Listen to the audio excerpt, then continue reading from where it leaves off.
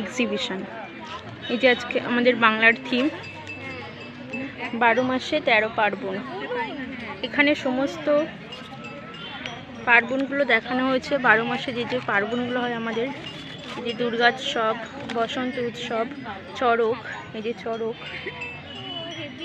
ভাইফোঁটা, নববর্ষ, জামাই ষষ্ঠী, রথযাত্রা, রাখি বন্ধন, যে নবান্ন, বর্ষামঙ্গল, পৌষ সংক্রান্তি। এটা হলো বাংলার অর্থাৎ পশ্চিমবঙ্গের বিভিন্ন জেলার যে সমস্ত শিল্পগুলো সেগুলো তুলে ধরার চেষ্টা করা হয়েছে।